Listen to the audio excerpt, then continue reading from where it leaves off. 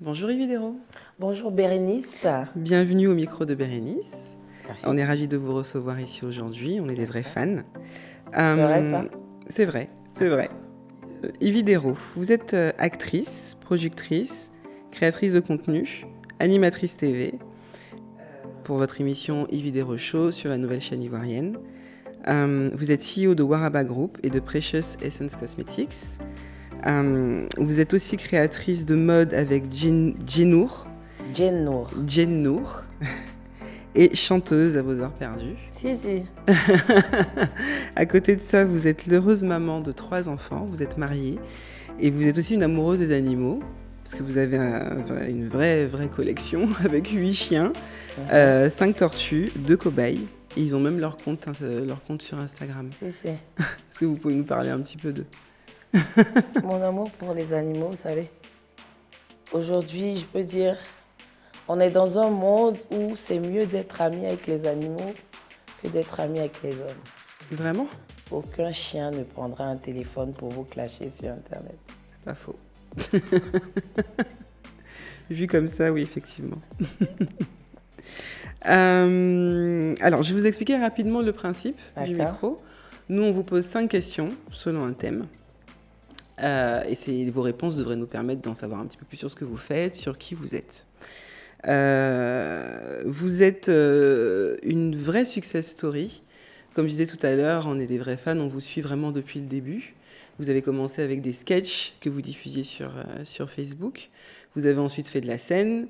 Vous êtes lancé en production avec 2 séries, par exemple, comme Criticos et Madame Tompi. Aujourd'hui, vous avez votre propre émission sur la nouvelle chaîne ivoirienne. Et vous êtes une personnalité incontournable de Côte d'Ivoire. Donc c'est une vraie... faut pas le dire. Hein. Je pense qu'on peut le dire sans crainte.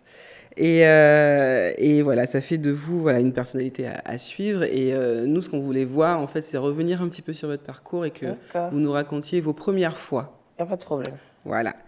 On va commencer par vos débuts. Vous avez commencé, comme je disais, sur le web. Avec vos sketchs, vous êtes très vite créé une communauté qui est aussi venue avec son lot de contrats publicitaires. Comment s'est passé votre premier contrat publicitaire? Comment vous avez géré ça? Mon premier contrat publicitaire, je crois que je vivais encore en France. Et c'était avec une grande compagnie de téléphonie mobile, dont j'ai été longtemps l'égérie. Et quand ils m'ont contacté par mail, en ce moment, je n'avais pas de manager, donc j'ai créé un manager. Pourtant, c'est moi qui répondais aux mails. Mais bon, j'ai créé un personnage, voilà. Et j'ai pu défendre mes intérêts, voilà. Et voilà, j'ai signé. Et je suis venue, ils m'ont fait venir à Abidjan, en business et tout ça. Et c'était moi derrière. Donc, si vous m'écoutez, en fait, coucou, la française avec qui vous avez parlé au téléphone et tout, c'était évident.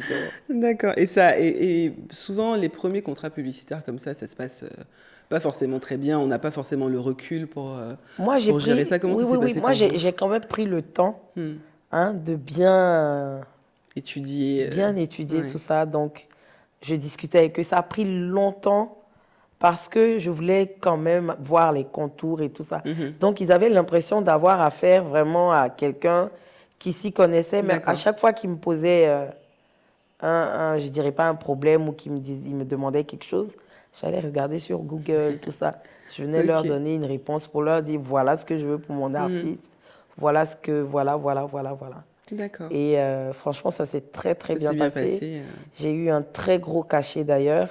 Et puis c'est parti comme ça. Et je pense que aussi derrière, il y a le professionnalisme qui a accompagné. Du coup, ils ont renouvelé le contrat et voilà. Donc on disait que vous avez fait du stand-up, vous avez fait des spectacles. Après les vidéos sur le web, ça a dû être un gros tournant dans votre carrière. Comment s'est passé votre premier passage sur scène? Mon premier passage sur scène, c'était à Paris. J'ai oublié le nom de la salle, c'est bizarre. Mais c'était avec Samia Orozman. D'accord. Voilà, qui m'a donné la chance de faire ses premières parties à Paris, voilà. Et ça s'est bien passé. La première fois, j'étais un peu stressée. Oui, j'imagine. Parce qu'il n'y avait pas de noir dans la salle. D'accord. Donc, du coup, il fallait faire des blagues qui allaient faire rire. Et le spectacle que j'avais écrit, c'était un spectacle où je parlais des mères africaines. D'accord. Et le manager de Samia a eu à lire mon passage avant. Il a dit non, ça collait pas parce que Samia aussi avait un sketch un peu qui avoisinait ça. Donc, il ne fallait pas lui voler la vedette. Donc là, la séance tenante, je devais trouver quelque chose d'autre à raconter, à surtout pouvoir captiver le public. Voilà. Donc, du coup, je me dis, tu parles de quoi? Parle de ta première fois en France. D'accord. Et donc, je vais sur de l'impro. Et par la grâce de Dieu, ça marche. Ça a fonctionné. Et comme ça, à chaque fois que Samia passait, les gens me réclamaient. D'accord. Et puis après, d'accord. J'ai dû rentrer au bled. Ok. Vous êtes lancé ensuite en production. On a parlé tout à l'heure de vos créations. Le métier de production, c'est un métier qui fait rêver, mais qui est quand même très difficile et qui vient aussi avec beaucoup de pression. Il faut penser à énormément de choses. Comment est-ce que vous avez géré votre premier tournage en tant que productrice? Mon premier tournage, je peux dire, j'ai eu l'aide de quelqu'un que je salue au passage qui s'appelle Monsieur Fandi et du coup qui bossait chez Dailymotion à l'époque. D'accord. Et voilà, j'ai eu mon projet de production très tôt. Et puis voilà, avec Dailymotion, on a essayé de faire quelque chose qui a bien marché sur les réseaux, sur Dailymotion, qui était la plateforme qui diffusait. Et puis on a fait la saison 1, ensuite la saison 2. Et puis il y a la RTI qui a demandé à diffuser ça aussi. Donc voilà. Premier contrat de production, il faut gérer déjà les hommes. C'est ça. Les humeurs. Et pouvoir faire accepter ces humeurs aux autres parce que j'ai un vrai comportement de chien, d'où vous pouvez comprendre. C'est pour ça que vous entendez bien avec voilà, eux, avec les chiens, voilà. Donc, du coup, c'est assez difficile, mais c'est passionnant.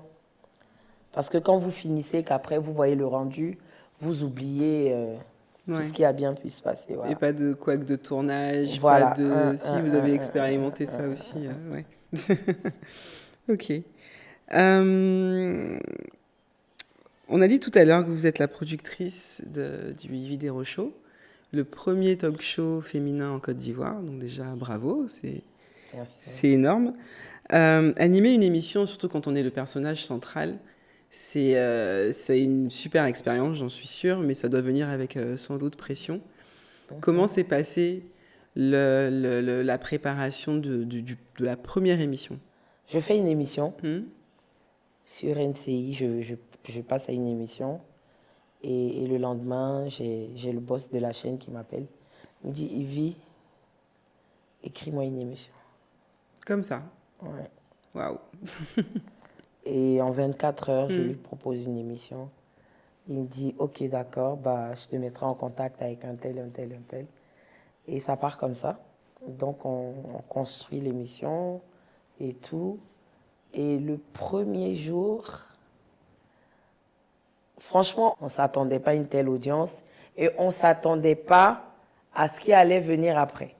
Parce qu'après cette première émission-là, il y a eu un buzz et tout ça, nanana. C'est des propos qui ont été interprétés. Il y a des gens qui n'avaient pas compris le concept parce que le concept, c'était un peu du TPMP façon ivoirienne. Donc, c'est pas passé crème dès le premier. D'accord. Et je pense que maintenant, ça va. Ça va. Oui, ça commence à bien s'installer, en tout Oui, cas dans le paysage ça copie audiovisuel. maintenant, donc ça va. Ouais. Comme ça, c'est dit. Hein. Voilà. On va maintenant parler, du coup je vais rebondir sur ce que vous venez de dire, on va parler d'une étape par laquelle passent toutes les célébrités, c'est les buzz. Vous en avez eu quelques-uns. J'en suis la reine. Donc vous avez dû forcément passer par cette étape-là du premier. Comment est-ce que ça s'est passé pour vous? Quel a été votre ressenti? Comment vous avez géré ça? Pour vous dire, je ne me rappelle même plus. D'accord. C'était quoi le premier buzz? Je ne peux pas vous dire, honnêtement, parce que je ne veux pas dire un truc pour moi qui est le premier. Et après avoir regardé cette capsule, des gens vont dire non, c'était pas ça le premier, elle mitonne. Donc, on va éviter un autre buzz. Voilà, un autre buzz encore. Donc, je préfère ne pas me lancer là-dessus. Mais je veux dire, le buzz aujourd'hui, au début, ça me faisait quand même mal. Quand c'était des bad buzz, parce que je suis un personnage controversé. Donc, du coup, quand j'ai des prises de position, c'est pas souvent vu comme je veux l'exprimer. Et très souvent, on travestit mes propos, on les déforme et tout. Et j'avais cette hargne-là, j'avais quand même mal. Et je voulais à tout prix me justifier. Et plus je me justifiais, plus ça s'empirait. Ça s'empirait et tout. Donc, du coup, j'ai pris du recul. Et maintenant, je vois ça comme une pub. D'accord. Je vois ça plus comme une pub. Et si vous avez remarqué, je suis toujours dans les starting blocks. Voilà, je suis toujours d'actualité. Il y a plein de gens qui ont commencé en même temps que moi, dont on ne parle plus. Et moi, j'assume et j'accepte le buzz. Donc, quand vous l'assumez, que vous l'acceptez, vous êtes toujours là. Donc, je suis la mini Alpha Blondie. Voilà. Donc, mais ça fait partie du jeu aussi, je pense. je ne vois pas comme un jeu parce que souvent, ça blesse nos familles. Oui. Donc, si moi, je le prends pour un jeu, ça veut dire que je ne considère pas ma famille. Parce que souvent, ce sont des trucs montés de toutes pièces. Donc, il faut pouvoir surpasser ça, transcender ça, et puis en faire des marchepieds pour pouvoir... faire une force. Voilà, c'est tout. Ouais. D'accord. Eh bien, on arrive à la fin de cette interview. Bah oui, tout le monde nous dit ça à chaque fois. C'est bien, ça veut dire qu'on est bien ici, je pense. C'est bien. Il y a des mignons garçons ici, en tout cas. Je vous dis, venez faire des émissions ici. Merci beaucoup d'avoir joué le jeu. Merci beaucoup d'être venu, d'avoir été parmi nous aujourd'hui. Est-ce que vous avez un dernier mot, une actu à nous partager? Une actu, la saison 3 de mon émission, là. Yvidéro Show très bientôt, voilà. C'est ça. Vous savez, je vais passer un message. Quand j'ai commencé cette émission, j'ai été taxée de quelqu'un qui cherchait à humilier les autres. Oui, je me souviens de cet épisode. J'ai été taxée de quelqu'un qui donnait pas la parole aux autres, qui voulait commander, qui voulait blablabla. On m'a traité de tous les noms d'oiseaux, voilà. Mais je vois qu'aujourd'hui, plein de personnes qui animent des émissions essaient de faire pareil. Et là, c'est applaudi. C'est bien. Je suis très contente. Mais j'aimerais dire à ces personnes-là que là, je reviens avec la saison 3. Je veux rien entendre. Ça va chauffer. C'est bien. Ben, j'espère que le message va passer. Et sinon, j'ai un dernier mot encore. Allez-y. Oui, bon, j'aime mes enfants. J'aime ma mère, j'aime mes chiens. Et j'aime aussi quelqu'un qui est dans l'ombre, qui fait un travail formidable sur ma personne, je ne vais pas dire qui s'appelle, mais que j'appelle affectueusement le King ou la Panthère. Je tenais à lui dire merci parce que ce monsieur-là est en train de me façonner et j'aime cette nouvelle version de moi. Donc, big up. On est très contents pour vous. Merci à tous ceux qui nous ont regardés aujourd'hui. Vous pourrez retrouver Yvidéro donc sur NCI, dans le Yvidéro Show à partir de la rentrée, chaque vendredi soir. Vous pouvez également la suivre sur les réseaux sociaux. On mettra tous les liens en barre d'infos. Vous pouvez nous retrouver sur YouTube, sur Instagram. N'hésitez pas à liker, commenter, partager. Je vous dis à très bientôt pour un nouveau micro.